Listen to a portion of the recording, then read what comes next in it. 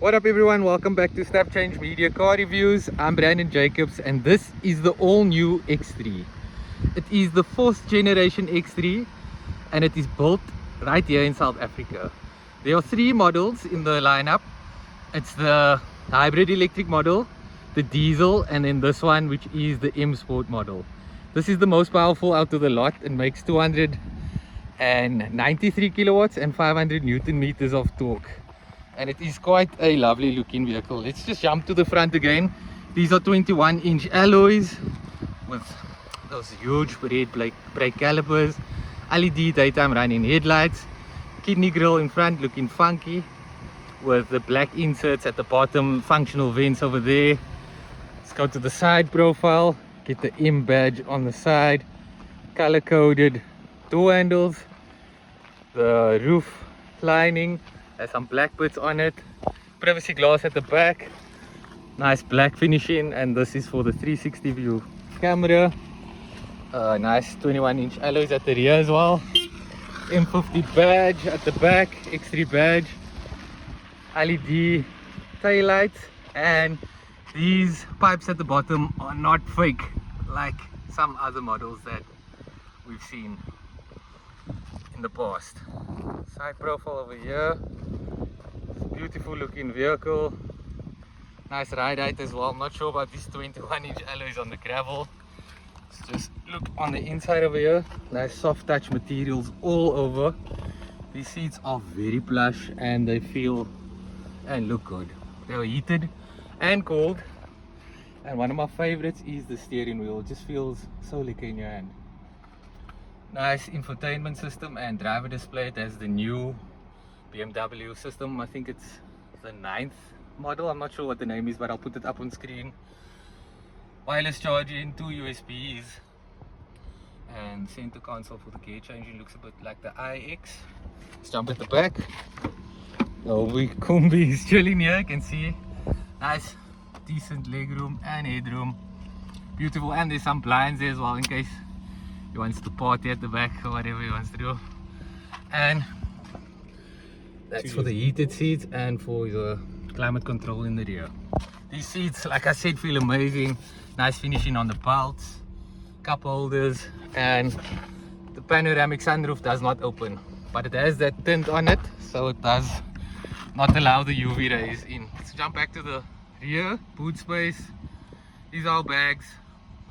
Still some space to spare. At the back it has a 12-volt socket, and this is to bring out the tail bar. Let's close it up. What do you guys thought about this vehicle? I'm quite impressed. I was looking forward to driving the hybrid model, which, like I said, is built here, solely built in our plant in Rosslyn, Pretoria. So yeah, let's jump in and see what the drive is like.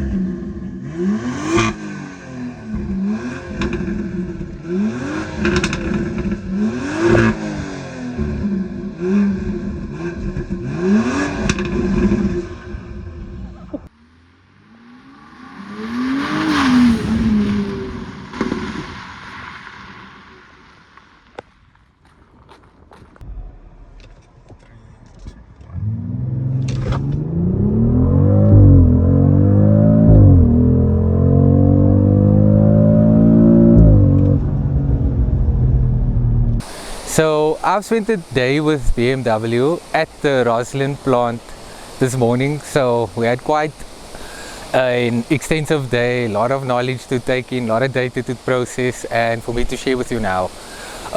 So yeah, the X3 is built in South Africa and the plug-in hybrid model is built exclusively here in South Africa, so all models around the world will be exported from South Africa. This model over here is the diesel model. It's the 20D, X3 20D, and it is probably going to be the most popular one. Not sure the kilowatts and all of the torque and all of that, but I'll put it up on the screen if you guys are interested in that. This is more just going to be about my first impressions and what I think about it. On our way here from Pretoria, from the Rosslyn plant, we drove the M50 variant, which is powered by the B50 inline 6-cylinder engine from BMW, which is very impressive. Everybody knows that engine. Very powerful. It makes 298 kilowatts and 500 newton meters of torque to all four wheels. It's an 8-speed automatic transmission and it shifts really nicely. It also has a boost button for the mild hybrid system. So you press that button on the left hand side, downshift, you hold that in and then you get 10 seconds boost. But let's do a walk around of the vehicle and I'll tell you a bit about it. Okay, so let's start with these rims. These are 19-inch alloys and these are the standard rims. You're able to option up to 21-inch alloys, and that was the size rims that was on the M50 version that we drove. That's 5 Series over there.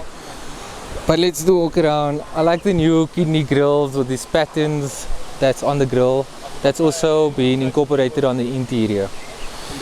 Like the black accents with these functional vents over there. Also has the sensors, camera in the front, LED daytime running lights, LED headlights, BMW badge, nice contouring and a bulge over there on the bonnet.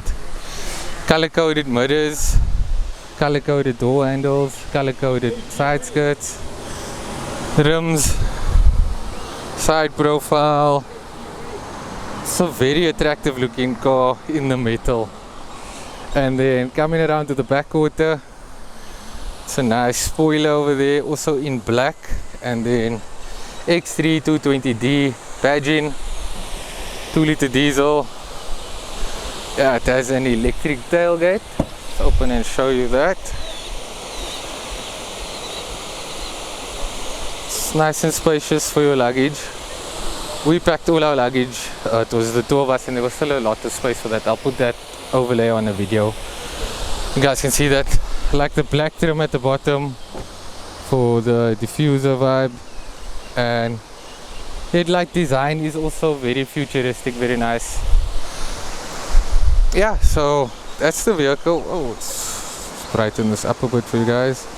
Let's hop on the inside and I'll show you guys what the interior looks like on this model.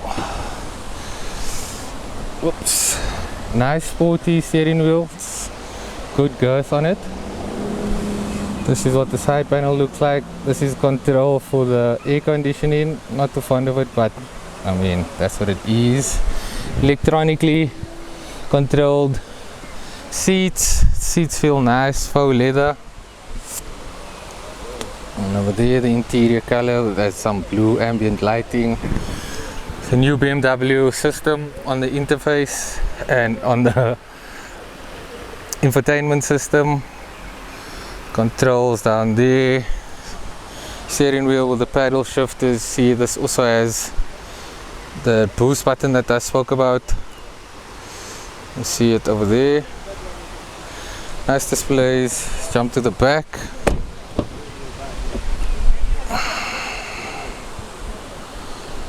That's what it looks like. There's cup holders in the middle over here. 2 USB it's over there, and then climate control for the rear. Massive panoramic sunroof. The sunroof does not open, so it just has a tint on it that cancels the UV rays. It also has these shutter blinds at the back for some privacy. Whoops, like that, simple. And also Harman Kardon sound system standard.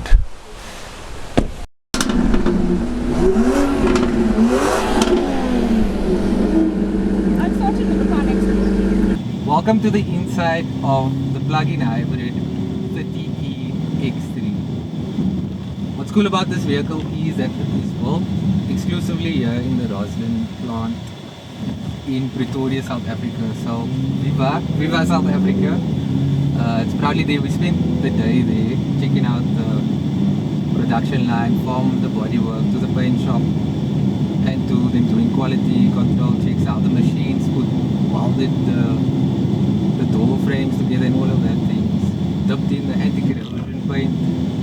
We saw all of that and it was quite amazing. But the plug-in hybrid is the middle model and it's the new model to the lineup. I'm not too sure about it. I had option for the diesel, but with this model you obviously can ride on the electric motor, and like Kumbi was telling me earlier, which I've obviously figured out with some of the other cars that I drove before, like the hybrid, what's that, RAV4, that has also plug-in, but I think it has a smaller battery than this. This has a bit of a bigger battery and you're able to have more range. I'll put the range on the screen. So yeah, you're able to go to work with just using your electric, and then you can steal some of the electricity at work and use that charge instead of paying for it. But if you buy in a BMW, I'm sure you're not worried about all of that. The drive, however, feels very nice, very planted. The steering wheel, again, so thick, feels nice in the hand, but it doesn't have the same leather wrapping like in the M5. M50, I keep saying M5, M50, it's a mark. More about this car, it's priced at 1.2 million, it's 222 kilowatts and 450 Newton meters. BMW's xDrive controls all wheels and it helps with pulling away and gripping. Turn right. With the traction control of all of that. I'm sure you could even drive with the traction control of the four-wheel drive system is amazing. My first impressions are that sitting in the driver's seat, it is very plush. You can feel the seats, everything just feels like a thick and more plush compared to like something like the Mercedes-Benz. If you've been following my channel, you obviously saw a lot of that content. In 1 kilometer, turn left. And a lot of people have been asking me like, what's the difference between the Mercedes and the BMW? And the suspension is the big difference. The suspension is a lot more softer than what the GLC is. The GLC is firm, feels a lot more sporty, even when you put it in comfort mode. This one has like the dampening on here is just, I don't know how to explain it, but it's like more in the middle ground between something cheaper like a Kia or Japanese. This has a bit more firmness. We're in sport mode now, so I'm trying to charge up the battery using the regenerative mode that the car has. That works with the brakes, and I'm not sure. In 400 meters, turn left. So yeah, what do you guys think about the vehicle? I think it is very nice. What I don't like is this material bits here. I've been telling Kumbi and some other people, like, it just looks like it can get full of dust. I might be mistaken, but it like has this little holes in it. Turn left. But it looks perfect. I won't argue with that. Also has this climate control buttons for the air conditioning on the side. That is a bit gimmicky, but it does control the amount of air coming out of that specific vent. So it's more Continue for customizable. 7.5 kilometers. And then there's also USB Type-C ports only.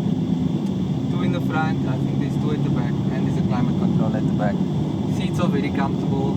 Headroom, legroom, boot space is on point.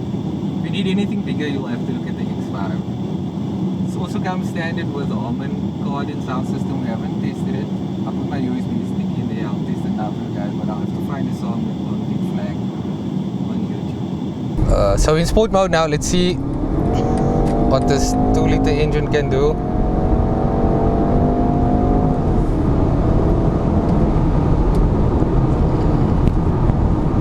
Not too bad.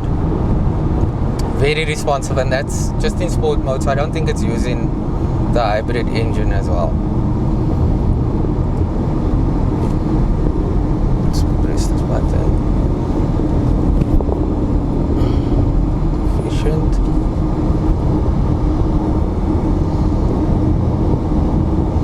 Let's see how it responds when I'm in efficient mode. Just wait for it to clear. Okay, here we go.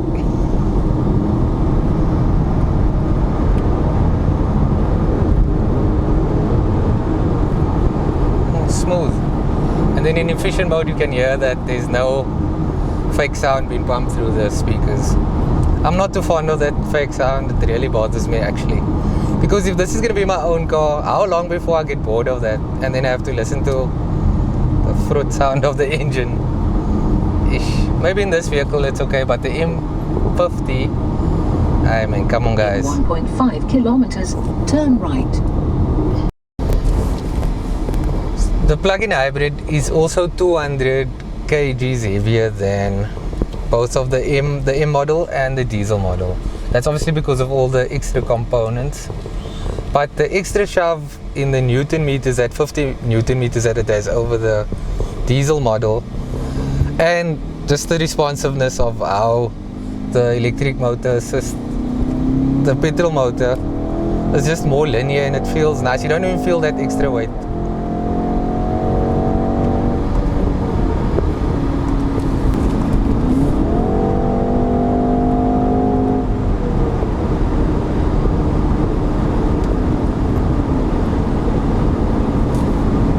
We're about to get a demonstration of the remote parking from the new X3.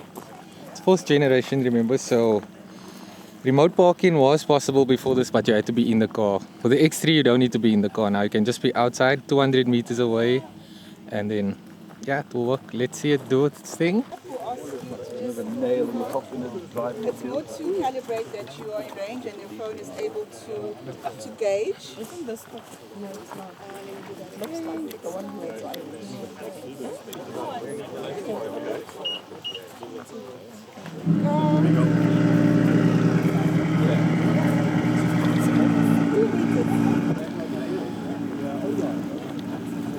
So it works with Bluetooth connection, so you have to be up to 200 meters close to your car and then it can reverse. There we go.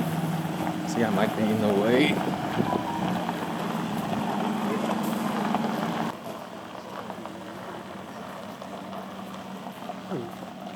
Bah!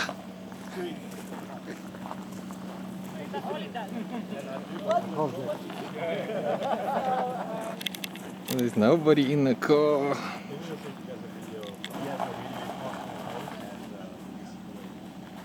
There it goes.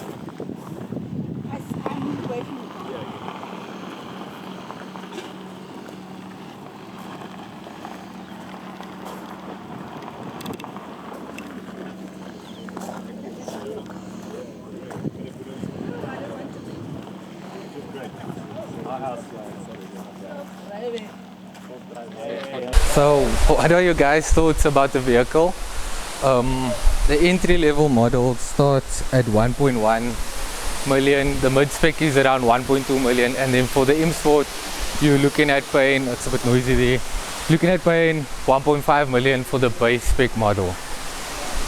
Pricing seems legit. It does sound a bit steep for the 1.5 million, but you get in the B58 inline 6-cylinder engine, makes a lot of power and it sounds really nice, especially when you're outside. You can hear those burbles. On the inside there's some fake noise being pumped through the sound system, which does sound okay, but for how long is that going to entertain you before it gets boring because it's not real? Anyway guys, thank you for tuning in and watching the video review. I'll catch you guys on the next one. Peace.